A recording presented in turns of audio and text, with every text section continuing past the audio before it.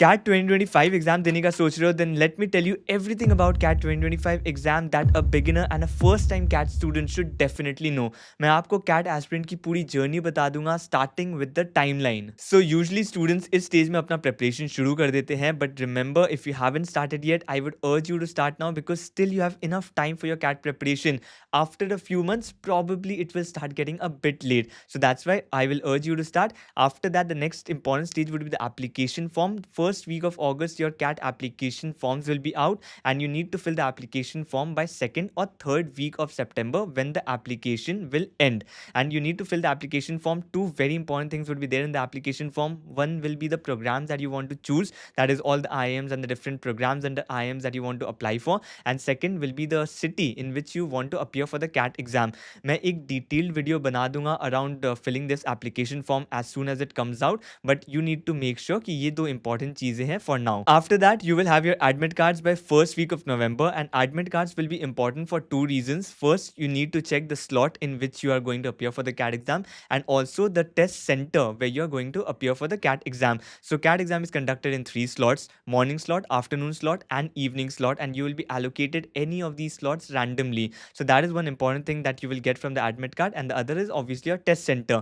Usually you get your test center in the preferred city, that is first, second, or third choice, but you obviously need to be careful about your test center. After that comes your CAT exam. Last Sunday of November is when your CAT exam is going to be held. This year I think it's going to be 30th of November when the CAT exam is going to be held, and once the CAT exam is over, by around second week of December, you will get your answer keys. So that's the next step. Once you get your answer keys, you know your scores and everything, you kind of know your tentative percentile as well, but the final results will be out by first or second week of January. It can be out before that as well, but by first or second week of January, you can expect the results will definitely be out.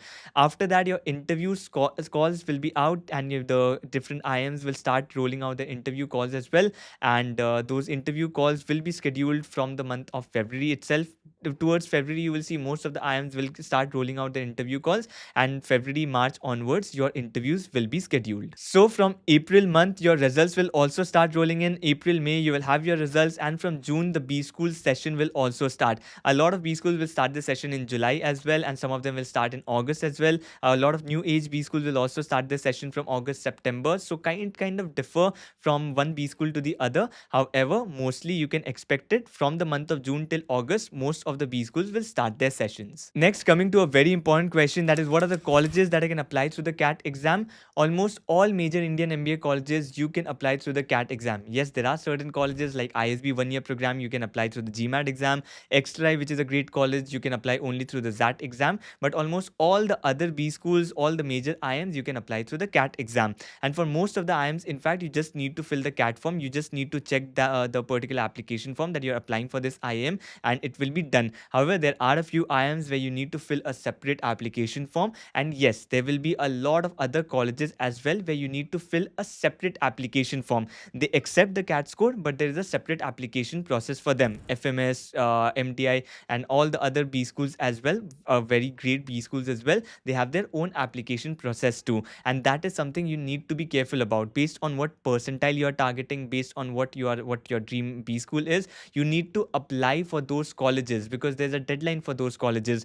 Definitely, I will keep telling you about the different deadlines that these colleges have. Some colleges have their deadline before the CAT exam, some colleges have the deadline after the CAT exam as well. So I will keep telling you about those deadlines. So make sure you are subscribed to the channel so that you do not miss out on those updates. And this is something you need to be really careful about. I have heard so many students year on year that I did score great in the CAT exam, but I did not apply for this particular college. Very good colleges outside of IIMs as well, but somehow they have missed the deadline and there is no way that they can fill the application form again, and obviously they have to appear for the next year itself. So that's why it's very important that you fill those application form wherever you are targeting, whichever college you are targeting, you fill those application forms within the deadline. Now, coming to the paper pattern, CAT exam is divided into three sections of 40 minutes each. First is the verbal ability and reading comprehension, second is the data interpretation and logical reasoning, and third is the quantitative aptitude. And now all of these sections sections. You need to attend the first section. After that, you can move to the second one, and you cannot switch between the sections during the paper. So it's like 40 minutes of verbal, then 40 minutes of DILR, then 40 minutes of quant. And that's why I always ask people to treat CAT exam as three different examinations of 40 minutes each, rather than one CAT exam of 2 hours. So the way that it works is, you understand that every 40 minutes you need to come back to the same form of energy, and you also understand that you do not have to carry baggage of one section to the other one. If verbal has not been good, then it's completely fine. You can make up for that in the DILR and quant section. So that is the kind of mentality that you need to develop, and it's not that you just go during the exam day and it will happen.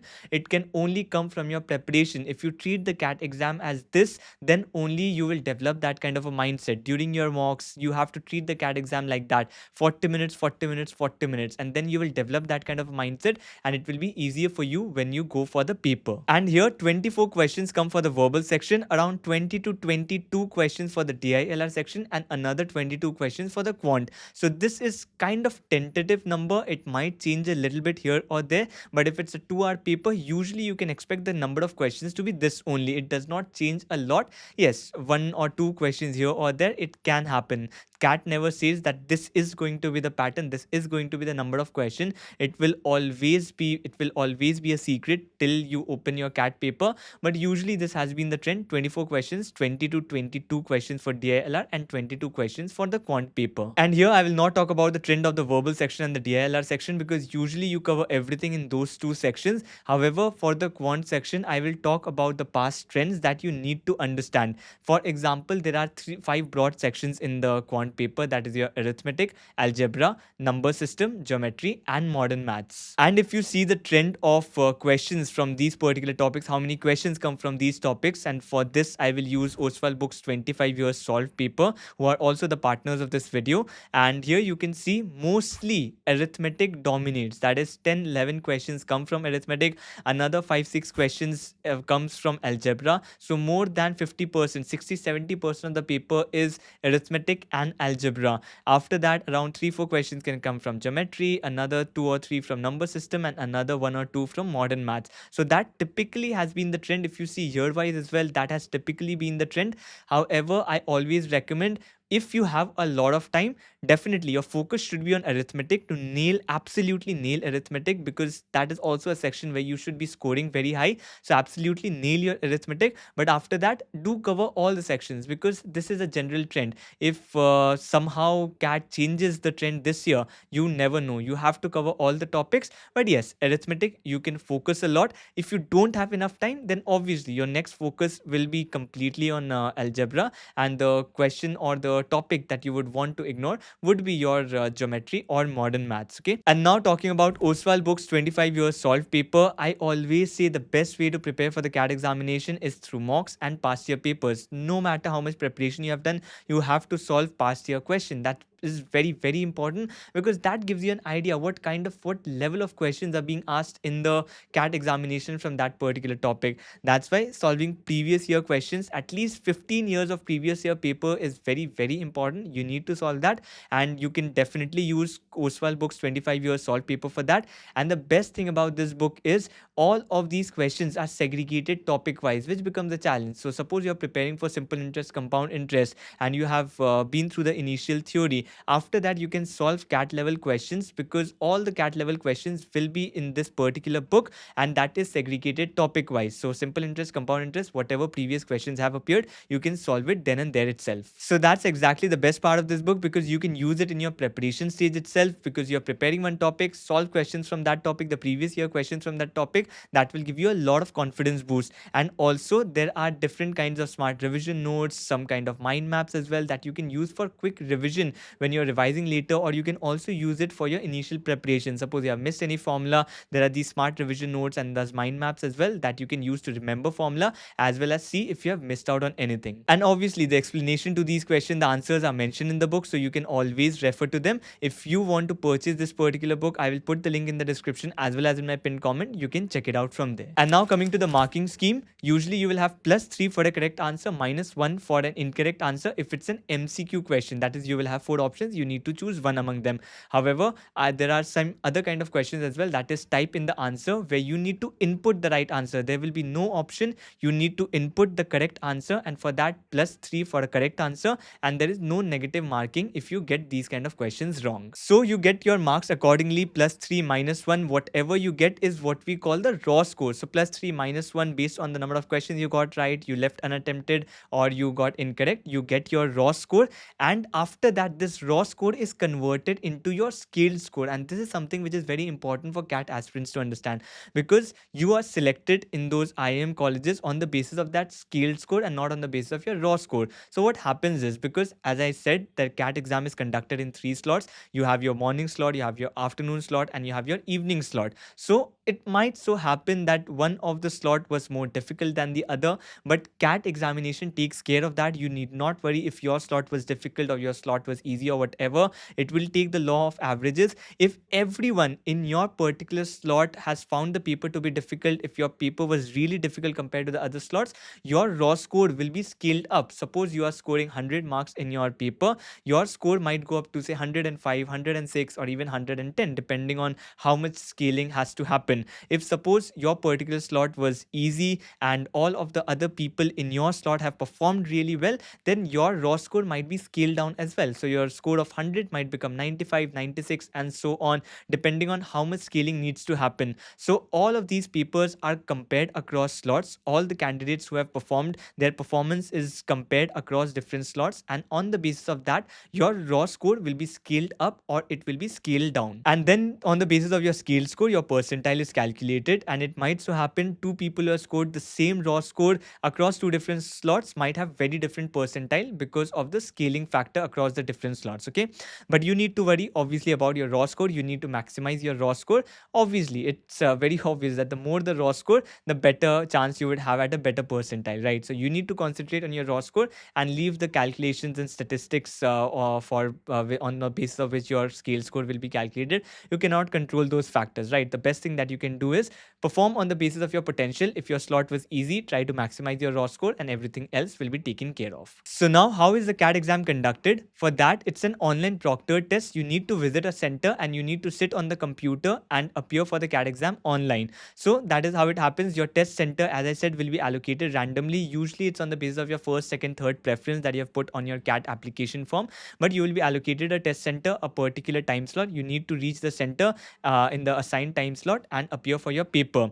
And also you have to remember that your entire paper will be in English, right? So a lot of people ask me whether they have option of other languages as well, but your CAT paper will be in English, so you need to solve the paper in English completely. Next, coming to the admission and the interview processes that happen once you have your CAT score. After that, either you need to fill the application form of the respective college, or your score will be automatically sent to that particular college.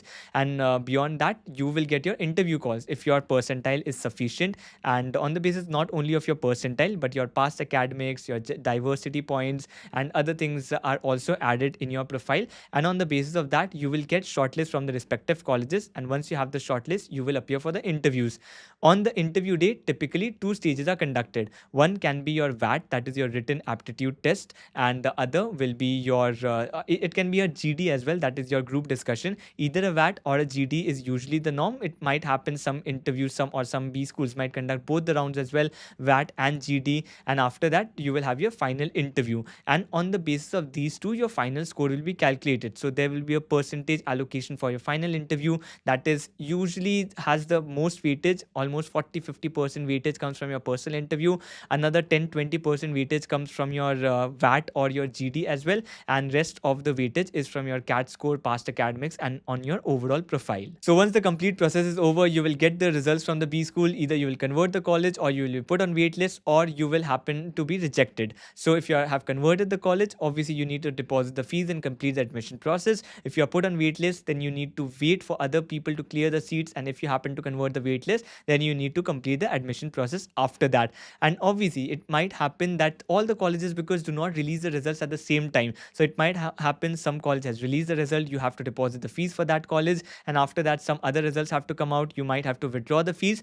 Most of the colleges do apply do have this kind of a buffer period where you can withdraw your fees up to a certain date. So that usually does not become a problem. But yes, it might so happen some colleges might delay the result, or some colleges you might be put on wait list and you happen to convert that wait list very late. So you might miss that deadline on your withdrawal fees, and that might lead to you having deposited some kind of money that you cannot recover. And usually it's in the range of like 1 lakh you deposit. Usually when you want to get back the money, usually 90,000, 95,000, 99,000 in some cases, it would be returned. However, if you happen to be very late in getting that withdrawal letter, then it might happen you have to forego most of the fees or most of that 1 lakh rupees. So yes, it becomes a challenge. You need to think about it properly. You need to take your decision properly as well. A lot of times you have to depend on expert opinions whether you will be able to convert the waitlist of a particular college or not. So those things do happen. A lot of confusion might happen during the period, but definitely I'll keep making those videos during your admission stages as well, about how much what can you expect from different colleges, what waitlist can you expect to convert in different colleges, and so on. So that will also kind of give you an idea. Usually it's not a very difficult problem, because there are very few people who happen to be just on the edge of their wait list. Usually it's either you are definitely in considering your wait list, or you are so far behind in the wait list that it's almost impossible to convert. So that kind of gives you an idea whether you should deposit the fees or not. So this is all I wanted to cover in this particular video. Everything about the CAT examination that a beginner first time aspirant should know. But yes, after this, make sure you start your preparation, full-fledged preparation. You should start, don't delay it further. 2-3 months later, if you come back, probably you need to compromise on a lot of things after that. And there will be a lot of other factors as well then that will determine your preparation and your final results. But today, the destiny is in your hands. You have sufficient time to prepare everything that can come in the CAT paper. So start your preparation, and all the best for that.